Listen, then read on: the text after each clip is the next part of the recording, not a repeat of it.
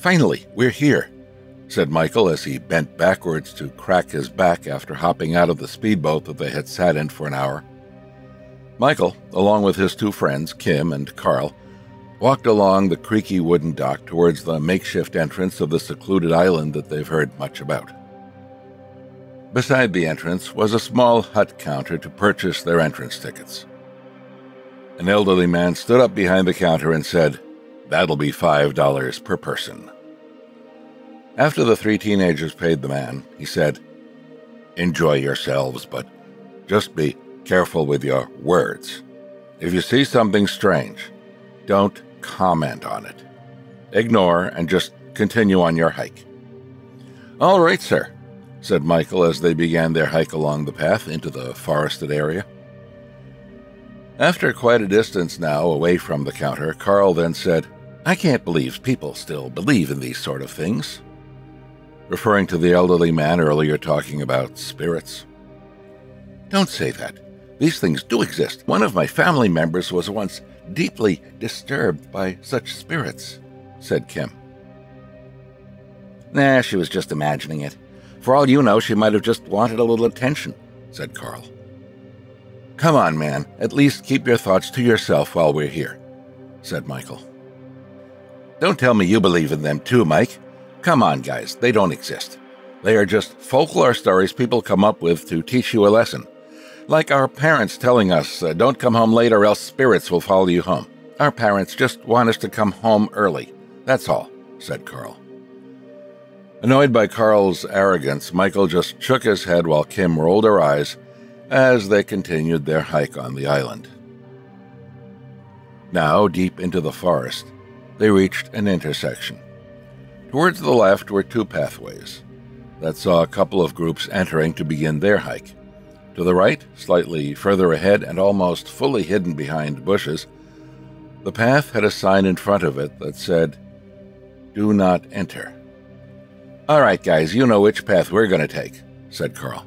"Don't even think about it, man," said Michael, knowing that Carl's mischievous behavior would want to enter the pathway that was clearly not allowed. "Come on, it's probably nothing. Usually it's just a dead end. That's why they don't want us to go on this path." "I don't know about that," said Kim. "Okay, look, if the path ends up looking unsafe, we'll walk back. If it's a dead end, we'll walk back. So, what do we have to lose?" said Carl. "Okay, but you lead the way," said Michael as they began entering the prohibited path.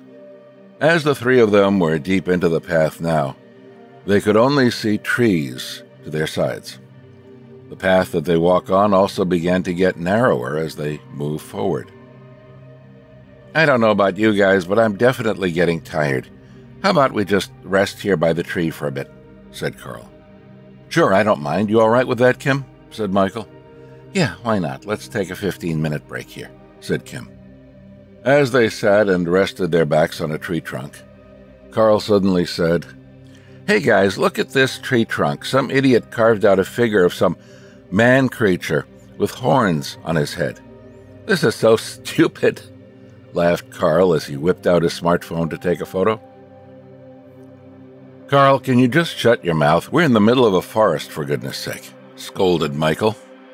All right, I'll try to keep it down," said Carl. Suddenly, while the three of them were still seated, resting, they heard as though a small creature ran across the dried-up leaves, right behind them. Carl quickly turned his head to look at what it was, but could barely see it. What he saw seemed like a cockroach that ran across the ground and then disappeared. "What was that?"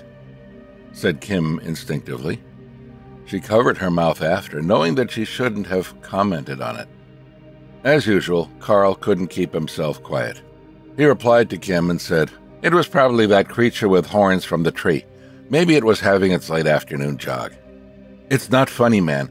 Please, just for these final few hours, at least till we leave the island, just control yourself," said Michael. Carl chuckled as the three of them stood up to continue on their hike. After walking for a few more miles, Carl grew increasingly quiet. He was beginning to tire again. He began fading further behind, and eventually the distance between him and his friends grew. Concerned that Carl was too tired to continue, Kim turned behind and said, "Hey, Carl, you want to take a break for a little?" Kim stopped in her sentence after turning around and seeing Carl standing about 10 meters behind her and staring sideways into the trees and looking into the distance.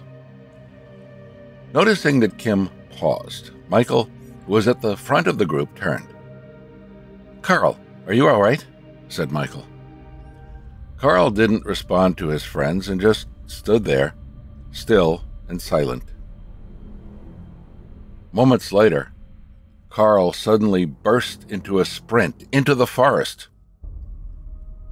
Completely shocked at what happened, both Kim and Michael shouted for Carl as Carl continued running further away from them into the forested area. Michael gave a short chase before he could no longer see Carl. Michael ran back to the path where Kim stood. While still panting heavily, Michael said, "I don't know where he went. I tried chasing after him, but after a while, he was just gone." "Where could he have gone? Why did he do that?" asked Kim to herself while still in a state of shock at what happened. "There's no way we can go through that forested area where Carl ran towards. It looks way too dangerous. We need to find help. Maybe there's a park ranger or something here," continued Michael. Michael and Kim ran back as fast as they could to where the sign said, "Do not enter," and searched for help. Coincidentally, they saw one of the island patrol officers there and told him what had happened. "Why did you guys go in there? The sign clearly states that you can't go in," said the officer in a stern voice. "We know, sir, but our friend got really curious and really wanted to see what's inside," said Michael. The officer immediately took out his walkie-talkie to call for help. Officers gathered on the island and began a search party for Carl. Michael and Kim were told to sit and wait at the island counter where they first arrived, together with the counter's elderly staff who remained there to accompany them. "Why did you guys not listen to my advice?" said the elderly man. "We did, sir, but our friend, he's just so playful and doesn't believe in spirits," explained Michael. "There's a reason why I told you not to comment on anything here. And the worst part is, you guys made fun of them at the very heart of the place where you shouldn't have entered. There's a reason why you're not allowed to enter that path," said the elderly man. "Why is that so, sir? Why is that specific path forbidden?" asked Kim, looking worried. "That was mainly where the islanders conducted sacrificial rituals in the past. And about 30 years ago, after seeing that many people went missing after hiking in that area, we decided to close it off as it's too dangerous. These people who went missing, some of them were never found. Those who were found were never the same anymore," explained the elderly man. As the night turned late, the officers called off the search for the night. The parents of the 3 teens were called, and they all came over to the island and set up a sleeping area at the counter, worriedly waiting for Carl to return. The next morning, right after the wake of dawn, the officers began their search again. After hours of search into the heavily forested area, suddenly one of the officers shouted, "Found him!" as the officer rushed towards an open area within the forest. Carl was seen on his knees, bowing with his forehead and his palm against the floor. Rubbing his forehead from side to side on the sandy ground, it seemed to have begun bleeding, as though he had been doing the motion for hours. In front of him was a pile of ashes which seemed to have gone cold, indicating that it was burnt some time ago. The officers carefully closed in on Carl and tapped on his shoulders. Carl didn't respond to any of their attempts. Seeing how Carl doesn't seem to be in a fully conscious state, an island healer was called in to help. The island healer walked towards Carl, kneeled beside him, and touched the back of his head. The island healer whispered and prayed, and about 10 minutes later, the island healer signaled to the officers to bring Carl up to a sitting posture. Once seated, Carl slowly regained his consciousness and began crying. The healer then said, "It's okay now, Carl. They have forgiven you. Just apologize once, and we shall take our leave from here." Back at the island counter where his friends and their parents were all waiting for Carl, they suddenly saw Carl walk out of the forested path with the healer and a few officers. They ran towards Carl and hugged him as Carl was still crying, still traumatized from what had happened. The healer then said, "Carl is fine now. He's forgiven." "What actually happened to my son?" asked Carl's worried mom. "Well, Carl offended the spirits in the forbidden area. The carved image of the creature on the tree trunk that he saw during his hike was an image of them.